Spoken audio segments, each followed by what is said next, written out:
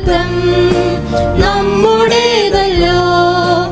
ആശീർവാദമേകും തന്റെ ഭക്തർക്ക് ദൈവവാഗ്ദത്തം നമ്മുടേതല്ലോ. ആശീർവാദമേകും തന്റെ ഭക്തർക്ക് ദൈവ ഇഷ്ടം ചെയ്യും തന്റെ ദാസന്മാരെ കാത്തരുളിടും താനെല്ലാ നേരവും. കാളപൂരമാറും ശത്രുഭയം നീങ്ങും സ്വർഗതാതൻ നിന്നെ കാവൽ ചെയ്യുകയാ. ദൈവവാഗ്ദത്തം നമ്മുടേതല്ലോ. ആശീർവാദമേകും തന്റെ ഭക്തർക്ക് ദൈവവാഗ്ദത്തം നമ്മുടേതല്ലോ. ആശീർവാദമേകും തന്റെ ഭക്തർക്ക് നിന്റെ ആവശ്യങ്ങൾ എല്ലാം നിറവേറും. അത്ഭുതമായി കാക്കും ശത്രുഗണത്തിൽ സമാധാനം നൽകും. സ്വത്ത് വർദ്ധിച്ചിടും തന്റെ കൽപ്പനകൾ കാക്കും മക്കൾക്ക്. ദൈവവാഗ്ദത്തം നമ്മുടേതല്ലോ. ആശീർവാദമേകും തന്റെ ഭക്തർക്ക് ദൈവവാഗ്ദത്തം നമ്മുടേതല്ലോ. ആശീർവാദമേകും തന്റെ ഭക്തർക്ക് അനുഗ്രഹമാരി നിന്റെ മേൽ വർഷിക്കും. വിളവുകളേറും നിന്റെ നീലത്തിൽ സ്വർഗ കവാടങ്ങൾ നിനക്കായി തുറക്കും. ശാശ്വതമായി നിന്നെ പോറ്റി പുലർത്തും. ദൈവവാഗ്ദത്തം നമ്മുടേതല്ലോ. ആശീർവാദമേകും തന്റെ ഭക്തർക്ക് ദൈവവാഗ്ദത്തം നമ്മുടേതല്ലോ. ആശീർവാദമേകും തന്റെ ഭക്തർക്ക്. ദൈവത്തിൻ്റെ അതിപരിശുദ്ധ നാമം വാഴ്ത്തപ്പെടുമാറാകട്ടെ. കഴിഞ്ഞ 7 ദിവസക്കാലമായി സ്റ്റുവർഷിപ്പ് ഡിപ്പാർട്ട്മെൻറ്റിൻ്റെ പേരിലുള്ള പ്രാർത്ഥന വാരം നമ്മൾ ആചരിച്ചു വരികയായിരുന്നുവല്ലോ. ഇന്ന് 8-ാം ദിവസവും വിശുദ്ധ ശബത്തിൽ ഇന്ന് ശുശ്രൂഷിക്കുന്നത് പാസ്റ്റർ റിജോമോൻ അവറുകളാണ്. അദ്ദേഹം ആലപ്പുഴ 12 സെക്ഷനിൽ കുറ്റപ്പുഴ ചർച്ചിൽ അസോസിയേറ്റ് പാസ്റ്ററായിട്ട് സേവനമനുഷ്ഠിക്കുന്നു. അദ്ദേഹത്തിൻ്റെ പ്രവർത്തനം ധാരാളമായി അനുഗ്രഹിക്കുമാറാകട്ടെ. ഇന്ന് അദ്ദേഹം നമ്മളുടെ വചനത്തിൽ നിന്ന് ശുശ്രൂഷിക്കുന്നതായിരിക്കും. ഈ ശുശ്രൂഷയുടെ അനുഗ്രഹത്തിനായി മലാക്കി പ്രവചനം 3-ാം അധ്യായം അതിൻ്റെ 10-ാം വാക്യം വായിക്കുന്നു. എൻ്റെ ആലയത്തിൽ ആഹാരം ഉണ്ടാകേണ്ടതിന് നിങ്ങൾ ദശാംശം മുഴുവനും ഭണ്ഡാരത്തിലേക്ക് കൊണ്ടുവരുവിൻ. ഞാൻ നിങ്ങൾക്ക് ആകാശത്തിൻ്റെ കിളിവാതിലുകളെ തുറന്ന് സ്ഥലം പോരാതെ വരുവോളം നിങ്ങളുടെ മേൽ അനുഗ്രഹം പകരയില്ലയോ എന്നിങ്ങനെ നിങ്ങൾ ഇതിനാൽ എന്നെ പരീക്ഷിപ്പിൻ എന്ന് സൈന്യങ്ങളുടെ യഹോവ അരുളി ചെയ്യുന്നു. ഈ തിരുവചന ഭാഗങ്ങളാൽ ദൈവം നമ്മളെ എല്ലാവരെയും അനുഗ്രഹിക്കട്ടെ. നമുക്ക് കണ്ണുകളെ അടച്ച് പ്രാർത്ഥിക്കാം. പരിശുദ്ധനും നിത്യനുമായ ദൈവമേ, സ്വർഗസ്ഥ പിതാവ, നല്ല കർത്താവേ, ഈ അനുഗ്രഹിക്കപ്പെട്ട നല്ല സമയത്തിനായി വിശുദ്ധ ദിവസത്തിനായി ഞങ്ങളങ്ങേ സ്തുതിക്കുന്നു, മഹത്വപ്പെടുത്തുന്നു. ഈ ആഴ്ചയിലൊക്കെ ദൈവത്തിൻ്റെ സാന്നിധ്യം ഉണ്ടായിരുന്നല്ലോ. ഞങ്ങൾ ജോലി കാര്യങ്ങളിലും യാത്രയിലും വിശ്രമവേളകളിലും എല്ലാം ദൈവത്തിൻ്റെ അനുഗ്രഹമുണ്ടായിരുന്നു. വരാമാവുന്ന ആപത്തിൽ രോഗത്തിൽ നിന്നൊക്കെയും വിടുവിച്ച മഹാകൃപയ്ക്കായി സ്തോത്രം. ഞങ്ങൾക്ക് ലഭിക്കുന്ന സമയങ്ങൾ തക്കത്തിൽ ഉപയോഗിച്ചുകൊണ്ട് മുൻപോട്ട് നീങ്ങുവാൻ കർത്താവ് ഞങ്ങളെല്ലാവരെയും സഹായിക്കുമാറാണെന്ന് പ്രാർത്ഥിക്കുന്ന കർത്താവേ, ഇന്ന് വചനത്തിൽ നിന്ന് ശുശ്രൂഷിക്കുന്ന കർത്താവിൻ്റെ ദാസൻ പാസ്റ്റർ റിജോ മോനെ ഞങ്ങളുടെ തിരുസനിലേക്ക് വയ്ക്കുന്ന കർത്താവേ, ക്രൂശിൻ്റെ മറവിൽ നിന്നുകൊണ്ട് ശുശ്രൂഷിപ്പാൻ അനുഗ്രഹിക്കപ്പെട്ട ദൂത് ലഭിക്കുവാൻ സ്വർഗത്തിലെ ദൈവമേ ഞങ്ങളെ സഹായിക്കണമേ, അനുഗ്രഹിക്കുമാറാണെന്ന് പ്രാർത്ഥിക്കുന്നു. ശുശ്രൂഷയുടെ ആദ്യയോടൊന്ന് കൂടെ ഇരിക്കണം. യേശു ക്രിസ്തുവിൻ്റെ നാമത്തിൽ ചോദിക്കുമ്പോൾ കൃപയോട് കേൾക്കുമാറാകണമേ. ആമേൻ. ഈ സമയത്ത് പാസ്റ്റർ റിജോ മോനെ പ്രസംഗത്തിന് വേണ്ടി ക്ഷണിക്കുന്നു. ദൈവത്തിൻ്റെ അതിപരിശുദ്ധമായ നാമം വാഴ്ത്തപ്പെടുമാറാകട്ടെ. വളരെ അനുഗ്രഹിക്കപ്പെട്ടതായ വിശുദ്ധ ശബത്തിൻ്റെ പകൽക്കാല സമയത്ത് നമുക്കേവർക്കും ദൈവവചനവുമായിട്ട് ദൈവസന്നിധിയിൽ ആയിരിക്കാൻ സർവ്വകൃപാലുവായ ദൈവം നമ്മെ സഹായിച്ചതിനായിട്ട് നമുക്ക് ദൈവത്തെ സ്തുതിക്കാം. കഴിഞ്ഞ ഒരാഴ്ചവട്ടക്കാലം നാം കാര്യവിചാരകത്വ ഉണർവിൻ വാരമായിട്ട് ആഘോഷിച്ചു വരികയാണ്. ഇപ്രകാരം ദൈവത്തിൻ്റെ മാറ്റമില്ലാത്ത വചനത്തിൽ നിന്നും ചിന്തിക്കുവാൻ തക്കവണ്ണം സർവ്വകൃപാലുവായി ദൈവം നമ്മെ സഹായിച്ചു. അതിനായിട്ട് നമുക്ക് ദൈവത്തെ സ്തുതിക്കാം. ഈ ആലപ്പുഴ പത്തനംതിട്ട സെക്ഷൻ്റെ യൂട്യൂബ് ചാനലിലൂടെ എന്നെ ശ്രവിക്കുന്ന എല്ലാ ദൈവമക്കൾക്കും വീണ്ടും വരുന്നവനായ യേശു ക്രിസ്തുവിൻ്റെ നിസ്തുല്യ നാമത്തിലുള്ളതായ സ്നേഹവന്ദനത്തെ അറിയിക്കുന്നതോടൊപ്പം ഈ വചന ശുശ്രൂഷയിലേക്ക് ഞാൻ എല്ലാ ദൈവമക്കളെയും സ്വാഗതം ചെയ്യുന്നു. ഇന്നത്തെ ചിന്ത എന്ന് പറയുന്നത് അസാധ്യമായത് നൽകുന്നവർ എന്നുള്ളതായ ഭാഗത്തെ ആസ്പദമാക്കിയാണ് നാം ഇന്ന് ചിന്തിക്കാൻ തൊക്കെ പോകുന്നത്. നമുക്ക് ഇന്ന് നൽകിയിരിക്കുന്നതായ ആപ്തവാക്യം 1 രാജാക്കന്മാരുടെ പുസ്തകം അതിൻ്റെ 17-ാം അധ്യായം 4 മുതൽ 6 വരെയുള്ളതായ വേദഭാഗമാണ്. അപ്രകാരം നമുക്ക് വായിക്കാം. രാജാക്കന്മാരുടെ 1-ാം പുസ്തകം 17-ാം അധ്യായം അതിൻ്റെ 4 മുതൽ 6 വരെയുള്ളതായ വേദഭാഗം ഇപ്രകാരം വായിക്കുന്നു. തോട്ടിൽ നിന്നു നീ കുടിച്ചു കൊള്ളയണം, അവിടെ നിനക്ക് ഭക്ഷണം തരേണ്ടതിനു ഞാൻ കാക്കയോട് കൽപ്പിച്ചിരിക്കുന്നു. അങ്ങനെ അവൻ പോയി യഹോവയുടെ കൽപ്പന പ്രകാരം ചെയ്തു. അവൻ ചെന്നു യോർദാനു കിഴക്കുള്ള കെരീത്ത് തോട്ടിനരികെ പാർത്തു. കാക്ക അവന് രാവിലെ അപ്പവും ഇറച്ചിയും വൈകുന്നേരത്ത് അപ്പവും ഇറച്ചിയും കൊണ്ടുവന്നു കൊടുക്കും. തോട്ടിൽ നിന്നും അവൻ കുടിക്കും. നമുക്കൊരു നിമിഷം കണ്ണുകളെ അടച്ച് പ്രാർത്ഥിക്കാം. ഞങ്ങളെ സ്നേഹിക്കുന്ന ദൈവമേ, സ്വർഗ്ഗസ്ഥപിതാവേ, അനുഗ്രഹിക്കപ്പെട്ടതായ ഈ വിശുദ്ധ ദിവസത്തിൻ്റെ പകൽക്കാല സമയത്തിനായിട്ട് ഞങ്ങൾ അങ്ങയെ സ്തുതിക്കുന്നു. കർത്താവേ, കഴിഞ്ഞ ഒരാഴ്ച വട്ടം കർത്താവ് അടിയങ്ങളെ കാത്തു. കഴിഞ്ഞ ഒരു 6 ദിവസക്കാലം അടിയങ്ങൾ കർത്താവേ ആലപ്പുഴ പത്തനംതിട്ട സെക്ഷൻ്റെ യൂട്യൂബ് ചാനലിലൂടെ സ്റ്റിവാർഷിപ്പ് വീക്ക് ഓഫ് പ്രെയർ ആയിട്ട് അടിയങ്ങൾ കർത്താവെ ആചരിച്ചു പോന്നിരിക്കുകയാണ്. അതിൻ്റെ 7-ാം ദിവസമായിരിക്കുന്ന വിശുദ്ധ ദിവസത്തിൽ അങ്ങയുടെ ആത്മാവിൻ്റെ ശക്തി അടിയങ്ങളോട് കൂടെ വ്യാപരിക്കുമാറാണ് പ്രാർത്ഥിക്കുന്നു. കർത്താവെ, കഴിഞ്ഞ ആഴ്ചയിലൊക്കെയും ദിവസങ്ങളിലൊക്കെയും അങ്ങയുടെ മാറ്റമില്ലാത്ത വചനം വിവിധ കർത്തൃദാസന്മാർ മുഖേന അടിയങ്ങൾക്ക് ശ്രവിക്കുവാൻ തക്കൊണ്ട് സഹായിച്ചു. അതിനായിട്ട് അടിയങ്ങൾ അങ്ങയെ സ്തുതിക്കുന്നു. കർത്താവെ, അല്പനേരം അങ്ങയുടെ സന്നിധിയിൽ ഇരുന്നു കൊണ്ട് അങ്ങയുടെ മാറ്റമില്ലാത്ത വചനം ചിന്തിക്കുവാനും ധ്യാനിക്കുവാനും പോകുന്നുവല്ലോ. അത് അടിയങ്ങളുടെ ജീവിതത്തിലെ ഏറ്റവും അനുഗ്രഹത്തിന് കാരണമായി തീരുവാനോട് സഹായിക്കണമെന്ന് പ്രാർത്ഥിച്ചുകൊണ്ട് അടിയങ്ങൾക്കായി ജീവൻ വെച്ച യേശു ക്രിസ്തുവിൻ്റെ ധന്യനാമത്തിൽ ചോദിക്കുന്നു. കൃപ തോന്നി കേൾക്കണമേ സ്വർഗീയ നല്ല പിതാവേ, ആമേൻ. ഒരിക്കൽ കൂടി എല്ലാ ദൈവമക്കളെയും ഈ വചന ശുശ്രൂഷയിലേക്ക് ഞാൻ സ്വാഗതം ചെയ്യുന്നു. നാം വായിച്ചു കേട്ടതായ വേദഭാഗം നമുക്ക് ഏവർക്കും സുപരിചിതമായുള്ള ഒരു വേദഭാഗമാണ്. പ്രവാചകനായിരിക്കുന്ന ഏലിയാവിനെ കാക്കയാൽ പോറ്റിയതായ ഒരു വേദഭാഗമാണ് നമുക്കവിടെ കാണുവാനായിട്ട് സാധിക്കുന്നത്. നാം തിരുവചനം പഠിക്കുമ്പോൾ ബൈബിളിൽ പ്രശസ്തമായ ഒരു വേദഭാഗമുണ്ട്. അപ്പോസ്തലനായ പൗലോസ് കൊരിന്ത്യർക്ക് എഴുതിയതായ 2-ാം ലേഖനം അതിൻ്റെ 8-ാം അധ്യായം നമ്മൾ വായിക്കുമ്പോൾ നമുക്ക് കാണുവാനായിട്ട് സാധിക്കുന്നത് 1 മുതൽ വായിക്കുവാൻ തക്കൊണ്ട് ആഗ്രഹിക്കുന്നു. ഇപ്രകാരം അത് വായിക്കുന്നു. സഹോദരന്മാരെ, മക്കെദോന്യ സഭകൾക്കു ലഭിച്ച ദൈവകൃപ ഞങ്ങൾ നിങ്ങളോട് അറിയിക്കുന്നു. കഷ്ടത എന്ന കഠിന ശോധനയിൽ ആയിരുന്നിട്ടും അവരുടെ സന്തോഷ സമൃദ്ധിയും മഹാദാരിദ്ര്യവും ധാരാളം ഔദാര്യം കാണിപ്പാൻ കാരണമായി തീർന്നു. വിശുദ്ധന്മാരുടെ സഹായത്തിനുള്ള ധർമ്മവും കൂട്ടായ്മയും സംബന്ധിച്ച് അവർ വളരെ താൽപ്പര്യത്തോടെ ഞങ്ങളോട് അപേക്ഷിച്ചു. പ്രാപ്തി പോലെയും പ്രാപ്തിക്ക് മീതെയും സ്വമേധയായി കൊടുത്തു എന്നതിനു ഞാൻ സാക്ഷി. അതും ഞങ്ങൾ വിചാരിച്ചിരിക്കുന്നത് പോലെയല്ല. അവർ മുൻപേ തങ്ങളെ തന്നെ കർത്താവിനും പിന്നെ ദൈവ ഇഷ്ടത്തിനൊത്തവണ്ണം ഞങ്ങൾക്കും ഏൽപ്പിച്ചു. ഈ ഒരു വേദഭാഗം കാണുവാനായിട്ട് സാധിക്കുന്നു. അതിൻ്റെ 2-ാമത്തെ വാക്യം ഇപ്രകാരം ഞാൻ ഒന്നുകൂടി വായിക്കുവാൻ ആഗ്രഹിക്കുന്നു.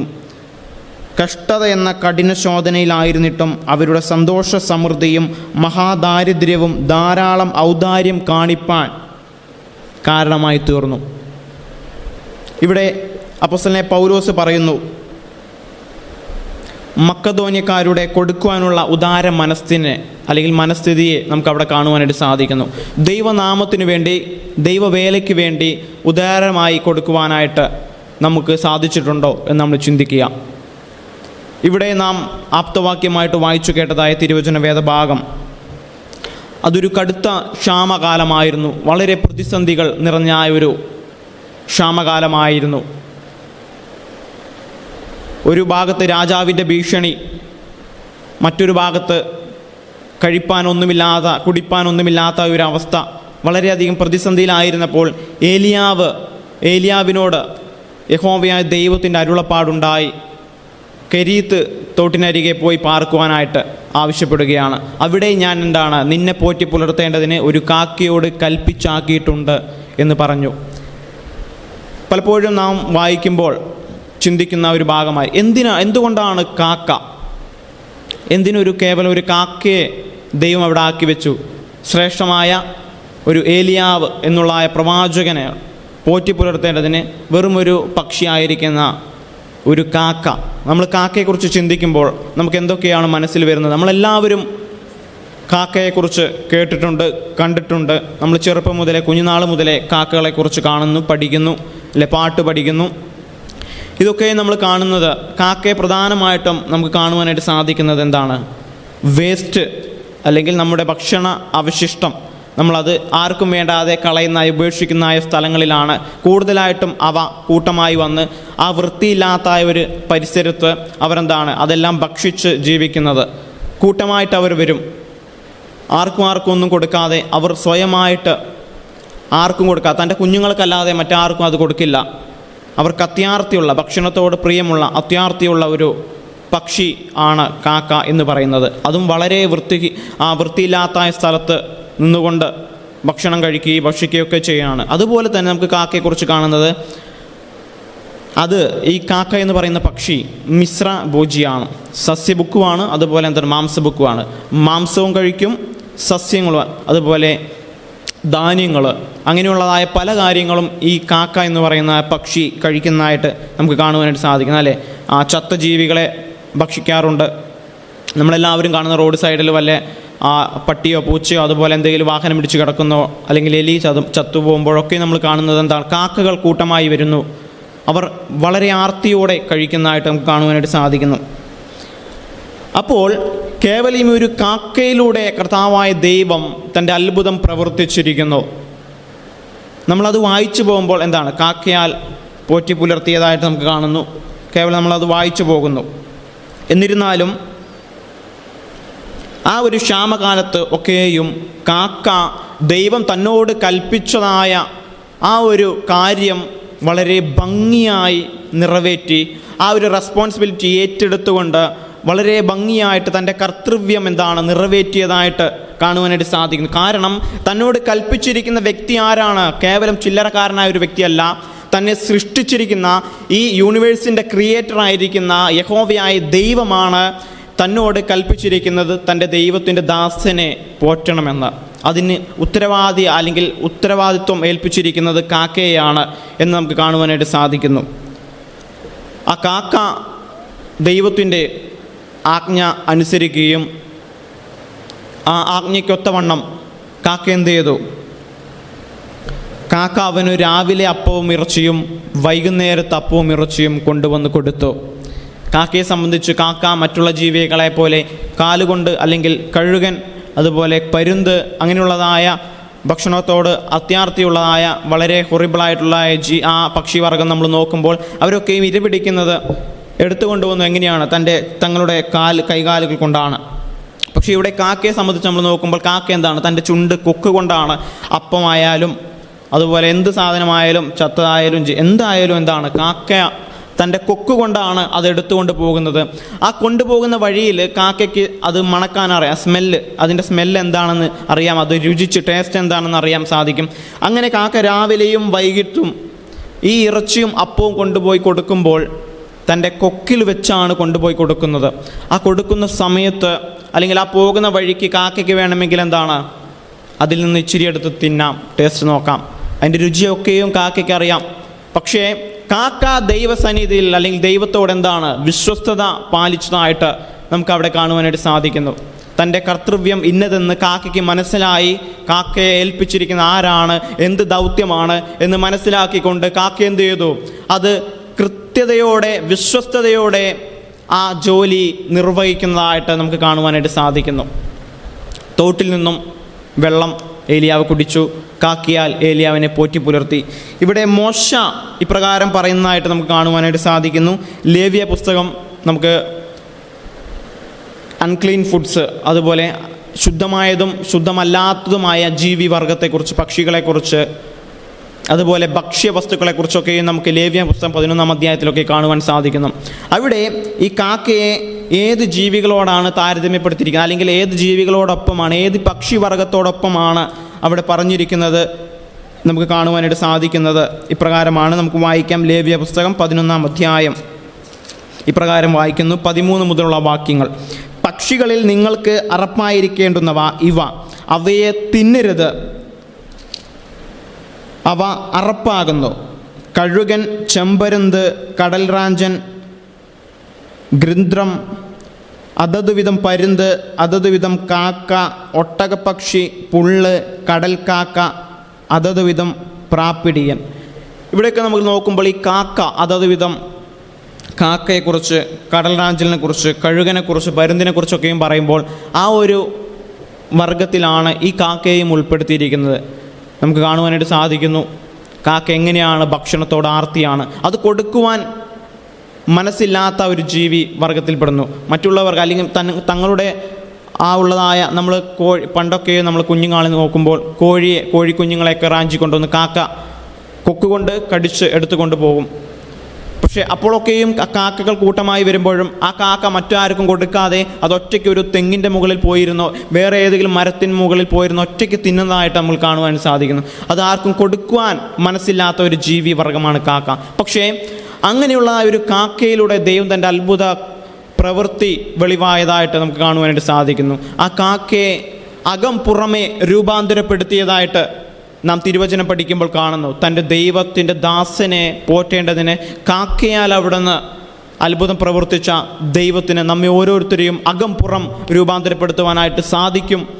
വിശേഷാൽ ഈ അന്ത്യനാളുകളിലാണ് നാം ജീവിച്ചു കൊണ്ടിരിക്കുന്നത്. നമ്മുടെ ഓരോരുത്തരെയും അകവും പുറവും എന്താണ് വളരെയധികം രൂപാന്തരപ്പെടേണ്ടതുണ്ട്. നമ്മളെല്ലാവരും പ്രാർത്ഥനയോടെ, ദൈവഭയത്തോടെ, ദൈവത്തോട് കൂടുതൽ അടുത്ത് ജീവിക്കേണ്ടതായ നാളുകളാണ് ഇതൊക്കെയും. നാം വിശ്വസ്തയോടെ ദൈവസന്നിധിയിൽ നിൽക്കുക.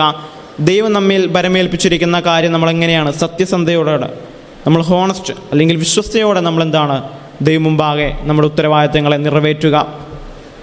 അതുപോലെ നോഹയുടെ നമുക്ക് കാണുവാൻ സാധിക്കുന്ന ആ കാലഘട്ടത്തും ജലപ്രളയ കാലഘട്ടത്തും കാണുവാനായിട്ട് സാധിക്കുന്നു. നോഹ എന്ത് ചെയ്തു? ഒരു മലങ്കാക്കയെ പറഞ്ഞു വിട്ടു, വെള്ളം കുറഞ്ഞോ ഇല്ലയോ എന്നറിയാൻ വേണ്ടി. അങ്ങനെ ഉൽപ്പത്തി പുസ്തകം 8-ാം അധ്യായം നമ്മൾ വായിക്കുമ്പോൾ 7-ാമത്തെ വാക്യം നമുക്ക് വായിക്കുമ്പോൾ, പ്രാവിൽ നിന്നും വ്യത്യസ്തമായി ആ കാക്ക എന്തുകൊണ്ടാണ് എപ്പോഴും പോയി വരുവോളം ചെയ്തു? ആ വെള്ളം കുറയുന്ന സമയം വരെ എന്താണ് കാക്ക ദിവസേന പോയി വന്നുകൊണ്ടിരുന്നു. കാരണം ജലപ്രളയ സമയത്ത്, ആ ഒരു സമയത്ത് എല്ലാ ജീവികളും എന്താണ് ചത്ത് മരിച്ച അല്ലെങ്കിൽ ചത്തതായ അവസ്ഥയിൽ വെള്ളത്തിന്മേലെ പൊന്തിക്കിടക്കുന്നതും എല്ലാം നമുക്ക് കാണുവാനായിട്ട് സാധിക്കുന്നു. അപ്പോൾ ചത്ത ആ മൃഗത്തിൻ്റെയോ അല്ലെങ്കിൽ മറ്റുള്ളതിൻ്റെയോ അവശിഷ്ടങ്ങൾ ഭക്ഷിപ്പാൻ ആ കാക്കയ്ക്ക് വളരെയധികം ആർത്തിയായിരുന്നു, അതിന് വളരെയധികം ഇഷ്ടമായിരുന്നു. നാം ഇതിനു മുൻപ് കണ്ടു, കാക്ക എന്താണ് മിശ്രഭോജിയാണ്, സസ്യബുക്കും അതുപോലെ മാംസബുക്കുമാണ്. അതുകൊണ്ടാണ് ഈ കാക്ക എപ്പോഴും എന്താണ് പോയി വന്നുകൊണ്ടിരുന്നത്. അതിന് തിന്നുവാനുള്ളതായ ഭക്ഷിക്കാനുള്ള എല്ലാ ഭക്ഷ്യവസ്തുക്കളും എന്താണ് ആ വെള്ളത്തിന്മീതെ ഉണ്ടായിരുന്നു. നാം കടലിൽ പോയി പരിശോധിക്കുമ്പോൾ അതിന് ചുറ്റും എന്താണ് മീനുള്ളതായ ചുറ്റും, അല്ലെങ്കിൽ മീൻ ആളുകൾ പിടിക്കുന്ന സമയത്ത് അതിന് ചുറ്റും എന്താണ് കാക്കകളും മറ്റു പക്ഷികളും കടൽ റാഞ്ചലുകളെല്ലാം പറന്നുകൊണ്ടിരിക്കുന്നതായിട്ട് കാണുന്നു. അതിനു വേണ്ടിയുള്ള ആർത്തിയോടെ, അതിന് തൻ്റെ ഇരയെ പിടിക്കുവാനായിട്ട്, തൻ്റെ ഭക്ഷണം നേടുവാനായിട്ട് അതെല്ലാം ചുറ്റും എന്താണ് വെള്ളത്തിന് മേലിലൂടെ ചുറ്റി നടക്കുന്നതായിട്ട് നമുക്ക് കാണുവാനായിട്ട് സാധിക്കുന്നു. അത്തരത്തിൽ ആ ഒരു കൊടുക്കുവാൻ മനസ്സില്ലാത്ത കാക്ക എന്ന് പറയുന്ന ആ പക്ഷിയെ ദൈവം അകം പുറം എന്താണ് രൂപാന്തരപ്പെടുത്തി. അതുപോലെ നമുക്ക് അതിനുശേഷം കാണുവാനായിട്ട് സാധിക്കുന്നു, വിധവയെ കൊണ്ട് ഉള്ളതായ സാരാഫത്തിലെ വിധവയെ കൊണ്ട് പോറ്റിയതായിട്ട് നമുക്ക് കാണുവാനായിട്ട് സാധിക്കുന്നു. അതും എങ്ങനെയായിരുന്നു? വിധവയും മകനും അവസാന മാവിലെ അല്ലെങ്കിൽ കലത്തിലെ മാവ് ഉപയോഗിച്ച് അപ്പമുണ്ടാക്കി തിന്ന് എന്താണ് മരിപ്പാൻ പോകുന്നായ അവസരം നമുക്കവിടെ കാണാൻ വേണ്ടി സാധിക്കുന്നു. ആ ഒരു സമയത്താണ് ഏലിയാവ് അങ്ങോട്ട് കടന്നു വരുന്ന. വിധവ ചുള്ളിക്കമ്പുകൾ പിറക്കിക്കൊണ്ടിരിക്കുന്ന സമയത്ത് ഏലിയാവ് ചെന്ന് എനിക്ക് കുടിപ്പാൻ ഇച്ചിരി വെള്ളം വേണമെന്ന് പറയുകയും കൊണ്ടുവരണമെന്ന് പറയുകയും, അങ്ങനെ വിധവ വെള്ളം എടുക്കുവാൻ പോകുന്ന സമയത്ത് എന്താണ് ആ പോകുന്ന പോക്കിൽ എന്താണ് എനിക്കൊരു അപ്പം അപ്പവും ഒരു കഷ്ണം അപ്പം കൂടെ എനിക്ക് തരണമെന്ന് പറഞ്ഞു. അപ്പോൾ വിധവ തങ്ങളുടെ കഷ്ടപ്പാടുകളെല്ലാം ഏലിയാവിനോട് അറിയിച്ചു. ഏലിയാവ് പറഞ്ഞു, എന്താണ്, ആദ്യം നീ പോയി എനിക്കൊരു അട ഉണ്ടാക്കി കൊണ്ടുവാ, ബാക്കിയെല്ലാം നടന്നോളും. അങ്ങനെ ഉണ്ടാക്കി കൊണ്ടുവന്നു. വിധവയിൽ ഇല്ലാത്തായ അല്ലെങ്കിൽ ആ ഇല്ലായ്മയിൽ നിന്നും വിധവ എന്ത് ചെയ്തു? ആ സ്ത്രീ ഏലിയാവിന്, ദൈവത്തിൻ്റെ ദാസന് ആഹാരം നൽകുവാനായിട്ട് അവിടെ ഒരു മനോഭാവം കൊണ്ടുവരുന്നതായിട്ട് കാണുവാൻ സാധിക്കുന്നു. വിധവയുടെ ആ ഒരു അവസരത്തെ അല്ലെങ്കിൽ ആ ഒരു കഷ്ടപ്പാടിൻ്റെ ഉള്ളിൽ നിന്നുകൊണ്ടാണ് പറഞ്ഞത്, ഞങ്ങൾക്ക് മാത്രം കഴിക്കാനുള്ളതാണ്, അത് എന്താണ്, ഞങ്ങൾ കഴിച്ചിട്ട് മരിക്കുവാനുള്ളതാണ്, പക്ഷേ ആകെ ഞങ്ങൾക്ക് മാത്രമുള്ളതാണ്, അത് എങ്ങനെ തരും? പക്ഷേ ഏലിയാവ് പറഞ്ഞു, എന്താണ്, ആദ്യം എനിക്കൊരു അട നീ ഉണ്ടാക്കി കൊണ്ടുവാ, ദൈവത്തിന് കൊടുക്കേണ്ടത്, അല്ലെങ്കിൽ ദൈവത്തിൻ്റെ ദാസന്മാരെ നമ്മൾ മാനിക്കുക.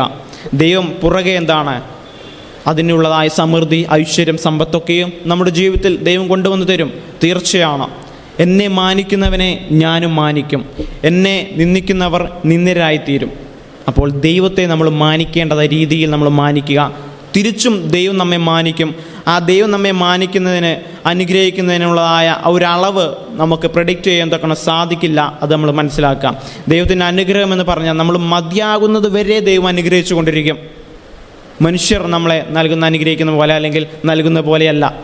ദൈവത്തിൻ്റെ അനുഗ്രഹം ദൈവം നമുക്ക് നൽകുന്നത് എത്രമാത്രമാണെന്ന് നമ്മൾ പലരും നമ്മുടെ ഇടയിൽ അനുഭവിച്ചറിഞ്ഞവരാണ്. ദൈവം നമ്മോട് ആവശ്യപ്പെടുന്നത്, കാക്കയോട് ദൈവം ഉത്തരവാദിത്വം ഏൽപ്പിച്ചിട്ടുണ്ട്, അതുപോലെ കാക്കയോട് ഉത്തരവാദിത്വം ഏൽപ്പിച്ചതുപോലെ നമുക്ക് ഓരോരുത്തർക്കും ദൈവം ഉത്തരവാദിത്തങ്ങളെ ഏൽപ്പിച്ചിട്ടുണ്ട്. അതിലൊന്നാണ് എന്താണ്, മലാക്കി 3-ാം അധ്യായം നമുക്ക് ഏവർക്കും അറിയാവുന്ന 10-ാം വാക്യം. എൻ്റെ ആലയത്തിൽ ആഹാരം ഉണ്ടാകേണ്ടതിനോ നിങ്ങൾ ദശാംശം മുഴുവനും എൻ്റെ ഭണ്ഡാരത്തിലേക്ക് കൊണ്ടുവരുവിൻ. നമുക്കെല്ലാവർക്കും അറിയാവുന്ന ഒരു വേദഭാഗമാണ്. അത് പലരും നമ്മൾ വിശ്വസ്തയോടെ ദൈവസന്നിധിയിൽ സമർപ്പിക്കാറുണ്ട്. ദൈവവേലയ്ക്കായിട്ട് നാം നമ്മുടെ ധനത്തിൻ്റെ, നമ്മൾ സമ്പാദിച്ചതിൻ്റെ 10-ൽ ഒരു ഭാഗം ടൈത്തായിട്ട് ദൈവനാമത്തിന് വേണ്ടി നൽകുക. അതുപോലെ അതിനുശേഷം നമ്മൾ നോക്കുമ്പോൾ ആവർത്തന പുസ്തകം 16-ാം അധ്യായത്തിൽ 17-ാം വാക്യം നമ്മൾ വായിക്കുമ്പോൾ, നിന്റെ ദൈവമായ യഹോവ നിനക്ക് തന്നിട്ടുള്ള അനുഗ്രഹത്തിനു തക്കവണ്ണം ഓരോരുത്തൻ താതാൻ്റെ പ്രാപ്തി പോലെ കൊണ്ടുവരേണം.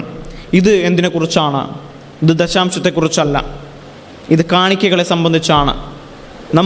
നമുക്ക് പ്രാപ്തി അനുസരിച്ച് ദശാംശം എന്ന് പറയുന്ന ഒരാഴ്ചയിൽ നമ്മൾ, അല്ലെങ്കിൽ നമ്മുടെ വേതനം എത്രയാണോ, നമ്മുടെ ശമ്പളം എത്രയാണോ, അതിൻ്റെ 10-ൽ ഒരു ഭാഗം നാം ദൈവത്തിന് വേണ്ടി നൽകുക. കാരണം ദൈവമാണ് നമുക്കത് ചെയ്യാനുള്ള ആരോഗ്യം, ബലവും, ആയുസ്സും നൽകിയത്. അപ്പോൾ ദൈവം നമുക്ക് നൽകിയതായ ആരോഗ്യം, ബലവും, ആയുസ്സും കൊണ്ട് നാം അധ്വാനിച്ചതിൻ്റെ 10-ൽ ഒരു ഭാഗം ദൈവനാമത്തിന് വേണ്ടി നൽകുക, ദൈവ വേലയ്ക്ക് വേണ്ടി നൽകുക. അതിന് പുറമേ നമുക്ക് എന്തെങ്കിലും നൽകുവാൻ തക്കവണ്ണം സാധിക്കുന്നുണ്ടെങ്കിൽ എന്താണ്, നാം സന്തോഷത്തോടെ യഹോവയുടെ നാമത്തിന് വേണ്ടി നൽകുക. കാണിക്കകളായിട്ട് സന്തോഷത്തോടെ കൊടുക്കുന്നവനെ യഹോവ സ്നേഹിക്കുന്നു, ദൈവം അനുഗ്രഹിക്കുന്നു എന്ന് കാണുവാനായിട്ട് സാധിക്കുന്നു.